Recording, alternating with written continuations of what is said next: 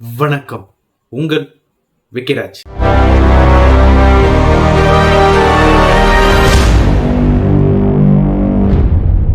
இப்போ நம்மளுடைய தமிழ்நாட்டில் கோயம்புத்தூர்ல நடந்த மிகப்பெரிய அதிர்ச்சியை பத்தி நம்ம எல்லாருக்குமே தெரியும். அங்க எரிஞ்ச தீயை அணைக்கிறதுக்குள்ளேயே இப்போ இன்னொரு தீ பக்கத்துல பரவி இருக்குங்க. அதாவது குறிப்பா சொல்ல போனா சிவகங்கை மாவட்டத்தில் அருகாமையில் உள்ள காரைக்குடியில நேற்று ஒரு கோர சம்பவம் நடந்திருக்கு.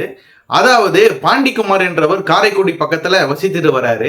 அவருடைய மனைவி மகேஸ்வரி. பாண்டிக்குமாருக்கு மகேஸ்வரிக்கு 2 பிள்ளைகள் பிறந்திருக்காங்க. 2மே பெண் பிள்ளைகள். இந்த 2 பெண் பிள்ளைகள் இருக்கிற சூழ்நிலையில மகேஸ்வரி அவருடைய கணவர் அதாவது பாண்டிக்குமார் வெளிநாட்டுல வேலை செய்து வருவதாக சொல்லப்படுது. அதாவது குறிப்பா சொல்ல போனா மகேஸ்வரி அவர்களுடைய பழக்கம் என்னன்னு பாத்தீங்கன்னா 2 பிள்ளைகளுக்கு ஏதாவது சேர்த்து வைக்கணும் அப்படின்ற மாதிரி அவங்களுடைய எப்படி சொல்றது எதிர்காலத்தை பற்றி ஒரு தொலைநோக்கு பார்வையாகவே அவங்களுக்கு இருந்துட்டு வந்திருக்கு.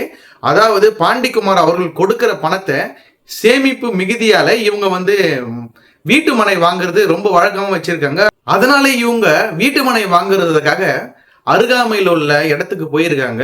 போகும்பொழுதுதான் அங்க ஒரு சம்பவமே நடந்திருக்குங்க. அதாவது மகேஸ்வரி போன அந்த கார்லயே மகேஸ்வரி அவர்களுடைய உடலானது ரொம்பவே கொடூரமான முறையில அவங்களுடைய உடல் ரொம்ப சிதையப்பட்டு அவங்க இறந்திருக்காங்க.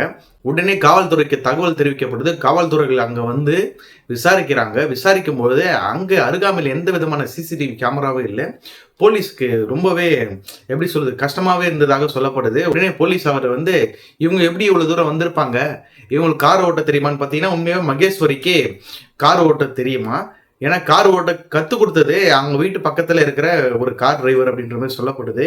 அவருடைய பேர் தான் சசிகுமார். உடனே அவங்களுக்கு ஒரு துப்பு தொடங்குது.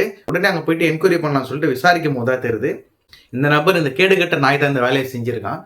அதாவது எதனாலன்னு பார்த்தீங்கன்னா மகேஸ்வரி அவர்கள் இவங்கிட்ட கடன் கொடுத்துருக்காங்களாம். அடிக்கடி கடனை கேட்பாங்களாம். அதனால பண்ணியிருக்கேன்னு சொல்றான். ரொம்பவே கொடுமையா கொண்டு இருக்காங்க. இது ஒரு நபரால் பண்ண முடியாது, எல்லாருமே சேர்ந்து பண்ணிருக்கணும் நிறைய பேர் அப்படின்ற மாதிரி தான் மகேஸ்வரி அவர்களுடைய உறவினர்கள் எல்லாருமே சாலை மறியல்லையும் நின்று இருக்காங்க. இது ரொம்பவே எல்லாராலையும் பேசப்பட்டு வருது.